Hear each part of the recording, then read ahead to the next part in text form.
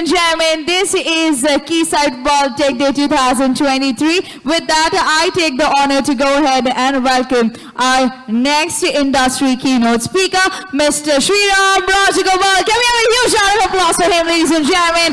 He is the head of systems engineering at EdgeQ. Mr. Sriram has expertise in advanced wireless communication system, 4G, 5G architecture, and much more.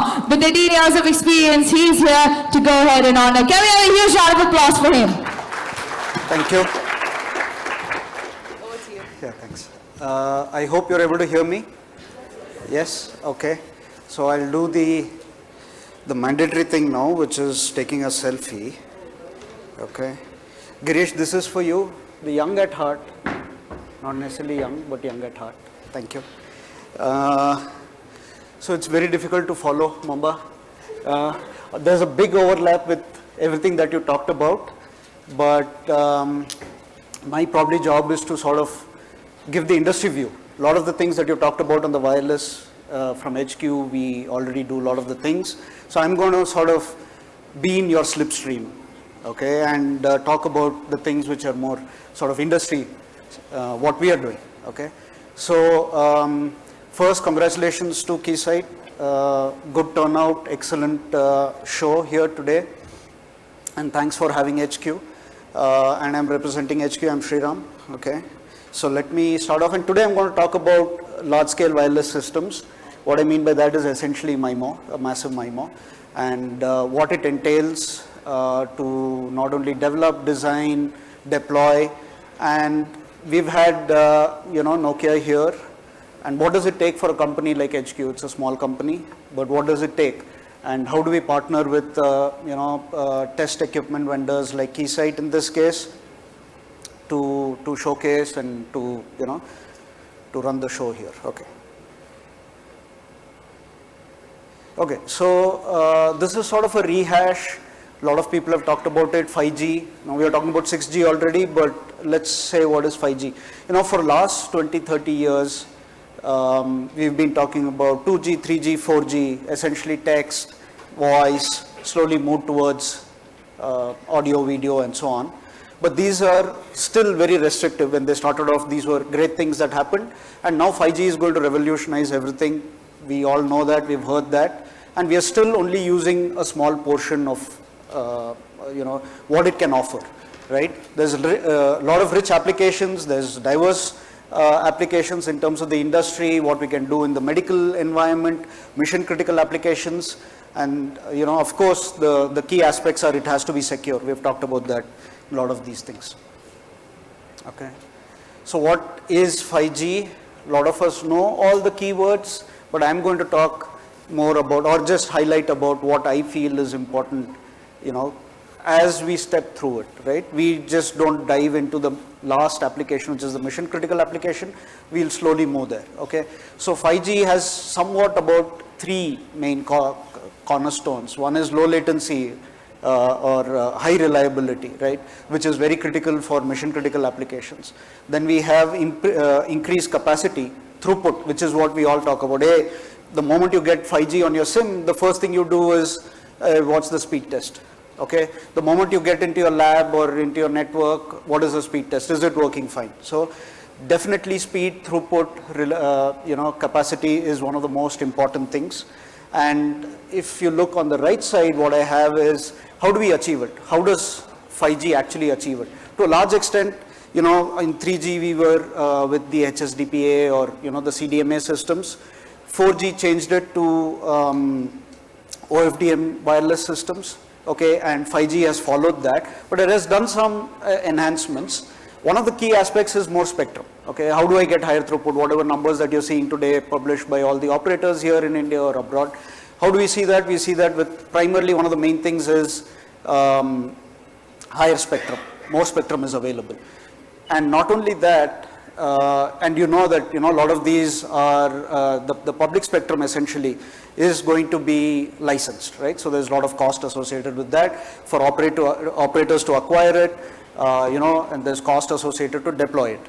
Now we need to use the spectrum as efficiently as possible to get the maximum performance, which is essentially speed and capacity. The next how do we enable the other applications? Okay. So there was a certain, not going too deep into the physical layer aspects of it, but there was a certain way in which the waveform was, or the signal was, modulated and sent out and so on. Those things have become a lot more flexible. So if I want to do a certain application, the application being only just capacity, then you have a certain waveform that you can implement.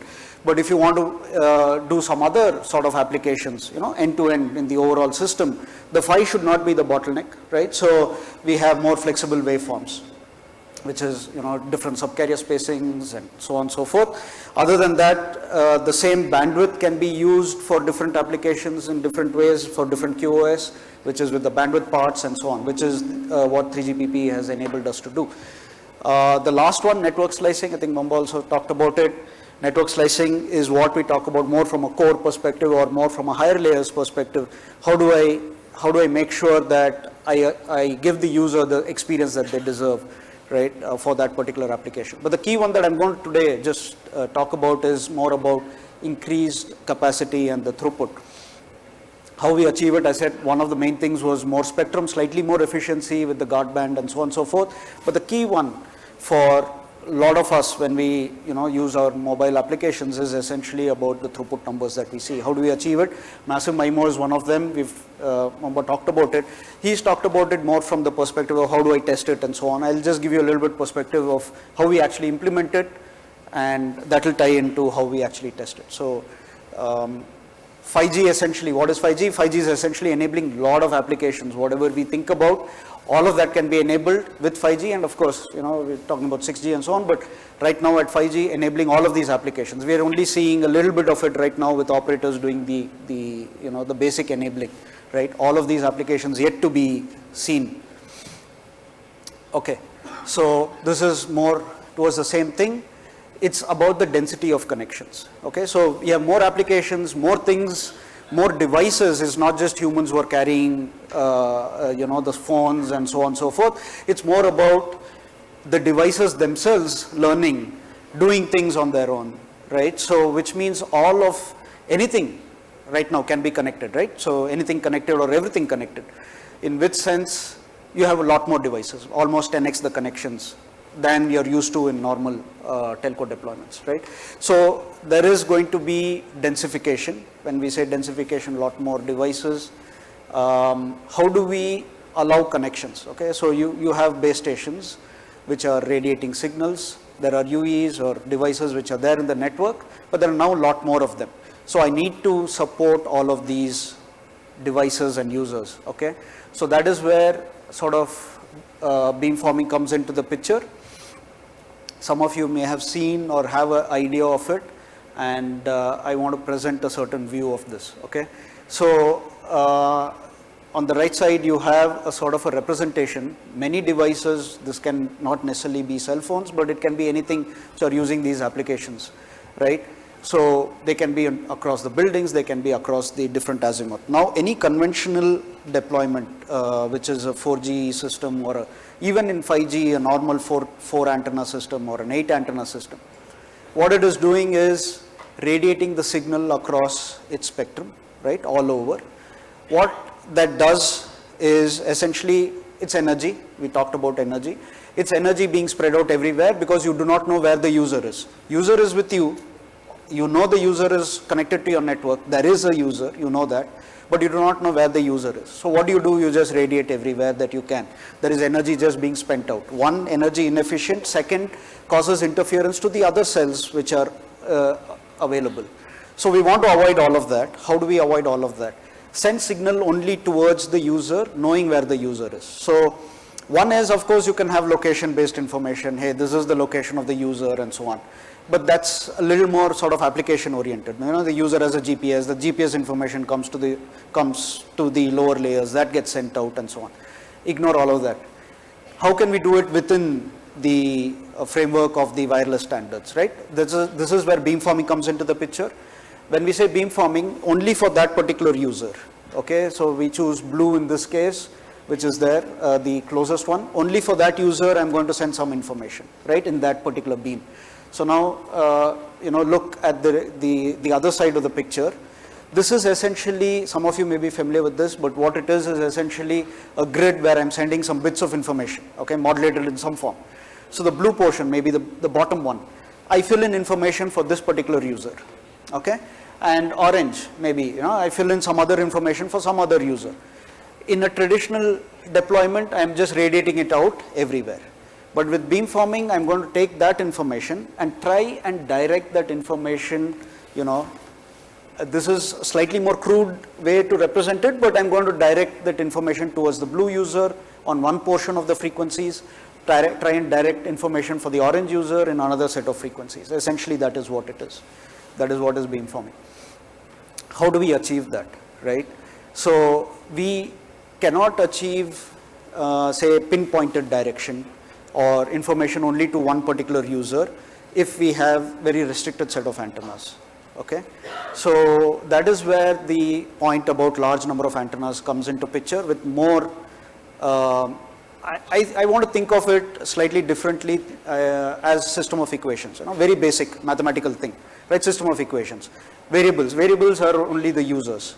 But what I mean by system of equations is if I have many variable components, right? In this case, there are antennas. If I use all of them, I'm able to resolve the variables, which is the user in this case.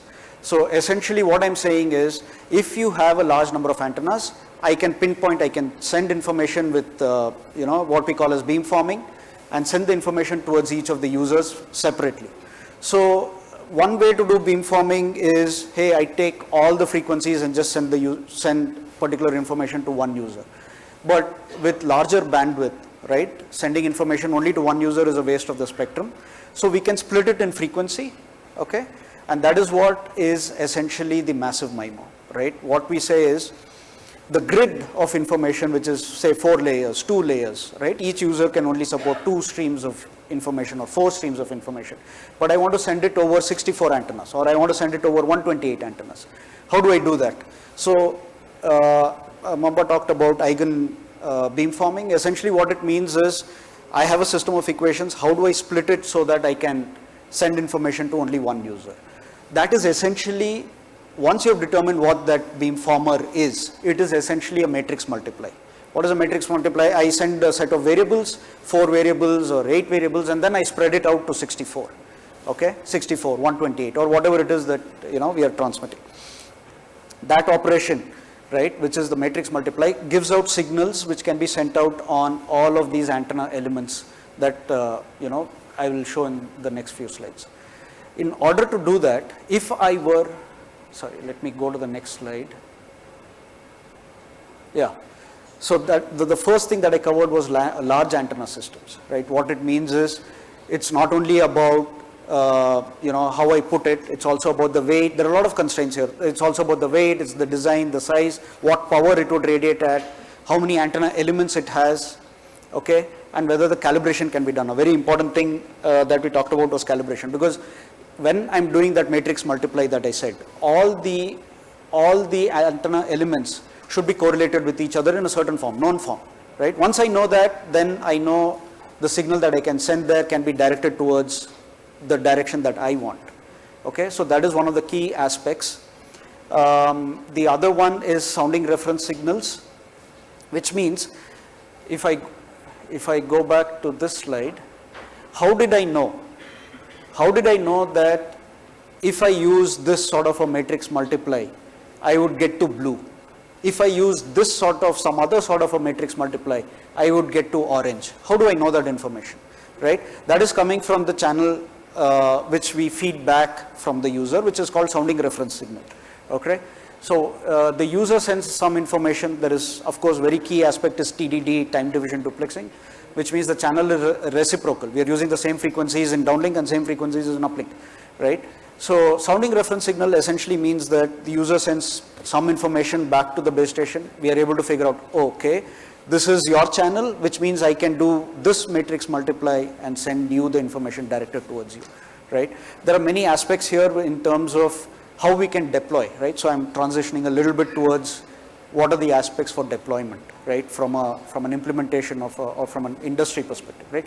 So large antenna, there are many key aspects, which is weight, size, power, the number of elements, how do we do calibration, how quick we can do calibration, how often we need to do calibration.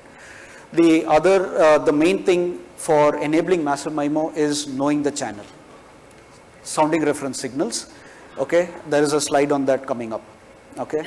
In order for us to achieve all the things that people talk about, 4x gain, I have 64 antennas, I have 32 antennas, I achieve 4x gain, I achieve 8x gain. How do I do that? All of these are necessary, all of these need to work correctly, we need to validate. When we go to the field, this is new, right? So, probably industry has about 2 years, 3 years experience trying this, or in trials maybe 3-4 years. Do we really achieve what we claim we can achieve? 4x the spectral efficiency. Why do we need to achieve 4x? Going back, the number of users that are going to be, the density of users that is going to be, the network is going to be high. So we need to achieve this sort of spectral efficiency, simultaneously send information to different devices within the same network, right? I will touch upon the sounding reference in the next one. User pairing, which means I said that, the blue user and the orange user, to take two examples, they are going to be sent information at the same time in the same frequencies, right? How do I achieve that? I need to know that I need to be able to resolve the two users. It cannot be that there are two blues users which are sitting next to each other. I would not be able to resolve them. I cannot send information at the same time. But I need to know that. It's not like, I know, hey, you sit there and you stand there, right? That's not going to happen. So in real time, you're going to get the information and you're going to decide,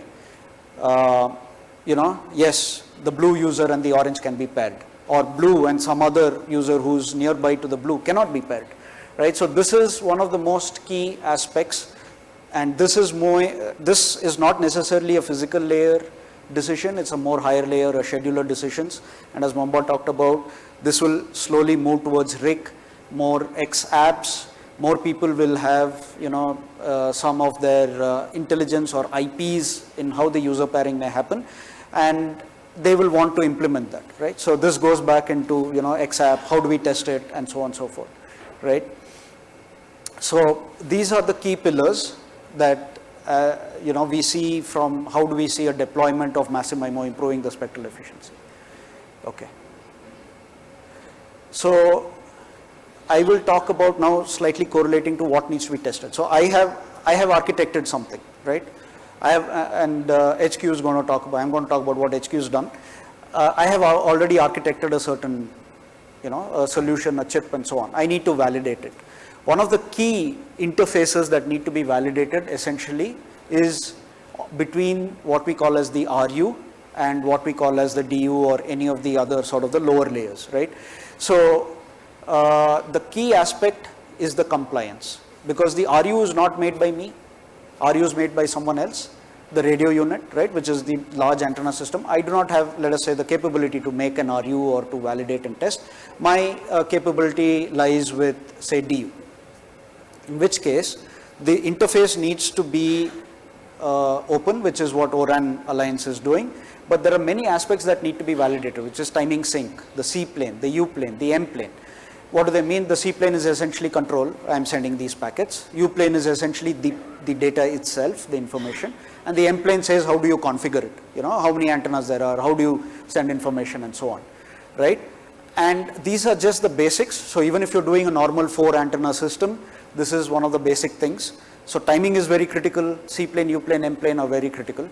But what comes next? How do I enable large scale antennas, large scale systems, right? There are extensions for massive MIMO, which is inbuilt into the Open RAN specifications, the open specifications, right?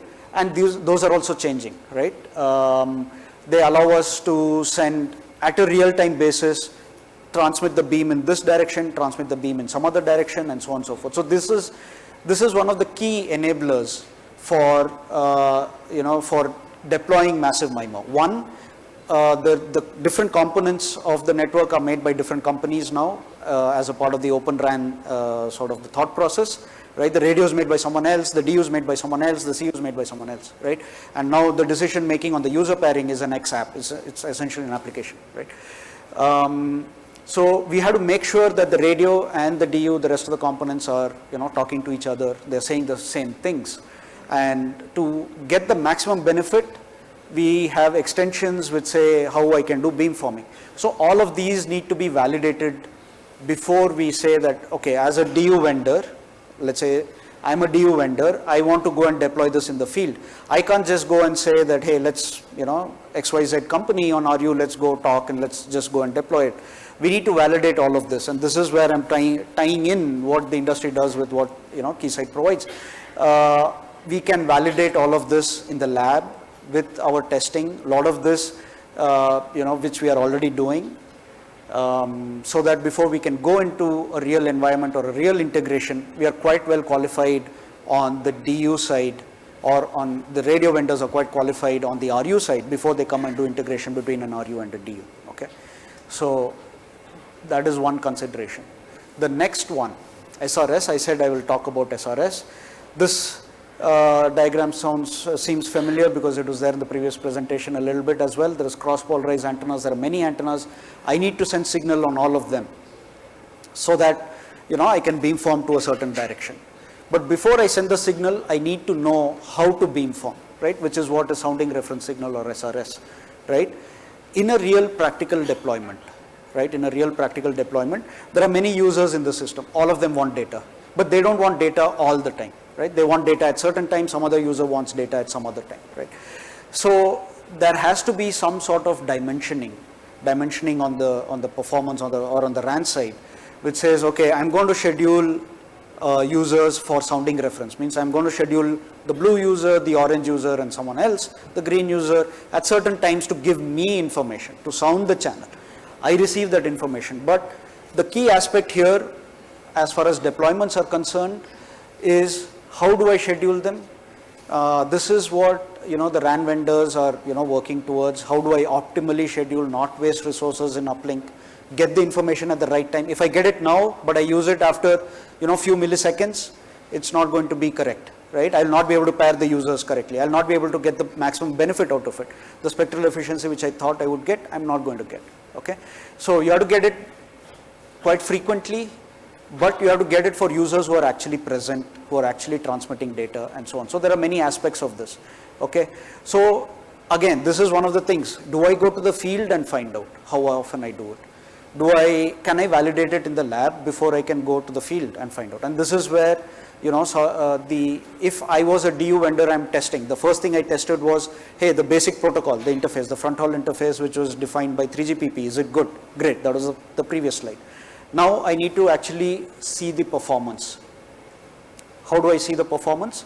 I'm going to see it with the what Keysight has as an RU sim, which also emulates not only just just the RU from a protocol perspective. It also emulates all the UEs which are already present over there, right? So they would emulate, say, SRS signals. So I can get a feel of how different UEs behave. How do I do my user pairing? I can simulate radio channels with the available test equipments. I can simulate the radio channel. I can simulate multiple users. I can see how I can pair users. How often do I need to schedule feedback from the users so that I can get the maximum benefit, right?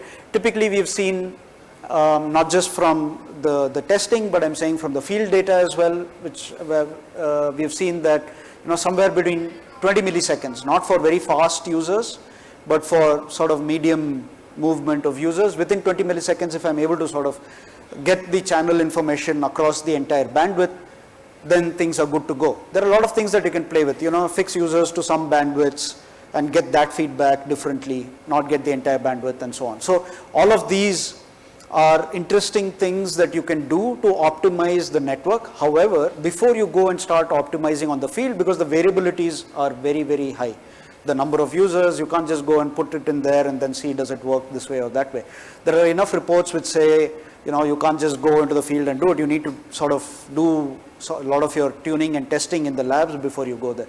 So this, it helps if we are able to validate all of these in the lab, right? So a device like an RU sim, I think we've seen some of those pictures in the earlier slides. Device like an RU sim will help simulating the channels so that we can pair the users. That helps, okay? So while I already talked about a lot of things, I'm going to say what EdgeQ does. I've given some background about about the massive MIMO itself, but let me talk about what EdgeQ does. So this is a typical RAN stack sort of a picture. In this picture you can see, or this is a sort of a representation, you can see that there are antennas, which are sort of on the top of the tower, which is essentially doing radio-like operations. What I mean by radio is taking some signal, it's converting to RF, radiating it out. It can be 2 antenna, 4 antenna, 8 antenna, 32, 64 or more number of antennas, and so whatever it is. So that's called an RU. And what we have either at the bottom or at a pre-aggregation or at an aggregation is essentially what we call as the DU, where you are running different components of the stack, right? Why we split it like this? Okay. The reason why we want to split it in a certain way is, some of the operations are very time critical. Some of the operations can take a little bit longer time to make decisions. And in a real field deployment, every user is not getting scheduled every time, all the time, right? Because there are many users and you need to sort of run through all of them. So that is why different vendors, right, have a certain split. Different operators for different situations may have a different split. But this is typically what the stack looks like. I don't know if it's clear to everyone, but typically you will see layer 3 at the bottom we have PDCP and so on, and then layer 2 which has MAC and so on. And I've put in more components within the PHY because this is where sort of granularity matters for our deployment. So you have something called as the upper PHY, which is essentially doing encode. Take the bits and do some FEC encoding and do rate matching and constellation generation. That's typically what is called as the upper PHY. You insert, pilots and reference signals and so on and so forth. But one of the key aspects which I talked about was beamforming. So you generate, because you have all the information in this sort of the upper PHY, you have all the information of all the users, the channel for all the users. So you have to generate, how should I beamform? What are the matrix values that I should use to beamform to user orange, user green, user blue, and so on. So that is one of the key aspects of upper PHY. So I've generated the beamforming weights, okay? But I'm not going to do that matrix operation, because if I did it, I'm going to generate information for all 64 antennas of signal, okay? That's a lot of information which I need to send from this DU box at the bottom or wherever it is at pre-aggregation towards the RU, lot of information. I don't want to do that. Instead, what I'm going to do is I'm going to say to the RU, hey, these are the beamforming weights. You apply them. You take 4 streams and transmit it to 64 streams. And here is the matrix that I'm going to use. So that is essentially the real-time beamforming weights that I talked about. And that interface in between the orange and the purple on the top, essentially that interface is the front haul, which I alluded to earlier, right? Which is a pipe which is sending the data streams, as well as how the beamforming would happen. The actual operation of beamforming itself would be within the radio itself, okay? So this is a typical stack, okay, which is, where I've put in beamforming as well, right? But if you see a lot of commonality between what I can do in this beamforming in a sort of a massive MIMO large scale deployment stack, and what I may do as just a small cell. Let's say that box sort of represents like a small cell. So let's say it's a small cell which is just, sort of deployed here, right? So with this, I will just talk about what EdgeQ does. So this is a sort of a very high level picture about our chip. So we are essentially a semiconductor chip company in the 5G AI space. We have accelerators for AI and 5G all on the same chip. So we have ARM CPUs, which is more than capable of running the entire stack. When I say stack, I mean the L2, L3, which is at the bottom, L3 and L2, which is taking care of the user connections, the 3GPP oriented security protocols, and so on and so forth. All of those run on our ARM processors. We have our own custom IP extensions on RISC-V processors, which is able to run everything at any split that you can decide, which is reasonable. Any split on this operation, whether it is the upper PHY alone or the lower PHY alone, or the upper PHY and the lower PHY all together in the signal processing complex. Okay, of course we have accelerators for FEC and we have interfaces for radio. So this chip alone, a single chip alone, in any different configuration can be used either only to do the baseband processing of the RF, okay, or it can be used to do the full stack operation at the DU, which includes everything, or do only the upper 5 operations at the DU, okay, because we have that much of capacity to do either the beamforming processing, the number of carriers, and so on and so forth. So this is what we call as the 5G base station on a chip, which means on a single chip we are able to do all of these operations because we have designed it for meeting all of these requirements right from the outgo, right? So this has been about 3 years in the making. We've already had a lot of the deployments happening with this chip, and the deployments are not just small cell. The deployments are in all of these split configurations. We have small cell products. We also have DU alone accelerator products. Okay, that's what is probably the next slide. Okay, this is a showcase. A lot of this may be familiar to you in case you're using Keysight products. This is the small cell. On the left side, this is our product with the small cell. This is a very familiar full stack Keysight sort of a GUI which says the user, we've simulated the full stack of the user on the UE sim. This case is showing about, if I'm not mistaken, upper one was single user, the lower one is about 100 users we are simulating as a small cell. Same chip, one chip, which is doing L1, L2, L3 full stack, and we have validated that, of course, with Keysight in this case. That's what we're showing, but of course this is also deployed now over the air with commercial phones and so on and so forth. So this is a 5G standalone. We're supporting 2x2, 4x4, 100 megahertz, up to 2 carriers now with our latest release this week. We're supporting up to 2 carriers. This is, and of course, the key aspect, we talked about power. The RAN is going to consume a lot of power because there are a lot more users, a lot more applications. This is under 12 watt. This is probably the industry best that you can get for a full stack solution, 12 watt alone, okay, for a single chip. This one was our marquee massive MIMO demo that we did at MWC. This again, very familiar GUI on the right side, which is the Keysight's GUI. What we have used here, that one was a UE sim, Prisma UE sim, which was a full stack solution. This one is also a full stack solution, except that this is an RU sim. So it simulates from an RU onwards, the front haul protocol. This one is doing a radio simulation. This one is doing a front haul protocol simulation for 7.2 split, ORAN split.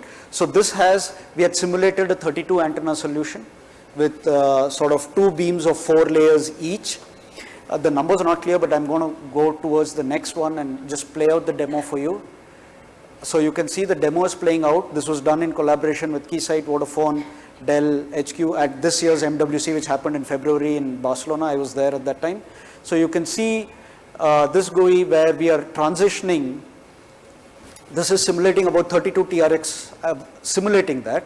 And we are varying the number of users. We are varying the number of layers that are being transmitted right now, as I say, 4 layers. You can see that the total wattage, the capacity, for the full maximum capacity, we are only consuming about 14 watts of power. This is, this is going to be groundbreaking when we start deploying this solution, because at this power level, we are talking about COTS was talked about. I think all of you know what the power numbers are, but this is, probably 1/10 of the power that is consumed for the layer 1 operations, right? The overall solution was only 32 watts. The layer 1 power was about 14 watts. So this is, was done with collaboration with Keysight. So this is an RU sim which is being used, and that is simulating multiple beams. So if you wanted to say, hey, I'm steering the beam in one direction or the other, like that diagram shows, then this is, sort of representative. It gives us confidence. Hey, I can now go deploy this. I can now interact with others, and sort of people get confidence for a vendor like EdgeQ to go and say that we stand claim to the solution that we have built. Okay, so essentially with large scale massive MIMO being ready to deploy, a lot of cases we have deployed already. we are going to now enable a lot more of these devices that we talked about, right? The trillions of devices, or billions of devices that we talked about. So how do we enable that? We can only enable it with improving spectral efficiency. How do we improve spectral efficiency? Massive MIMO. For us to go deploy massive MIMO, we need to validate a lot of the things, the critical aspects. One was user pairing, sounding reference signals, right? And then beam steering, simulating a lot of the radio channels, right? So all of this, with help of partners, we are able to do that. And this is a showcase for that, which we had shown in February. I'm re-showing to all of you.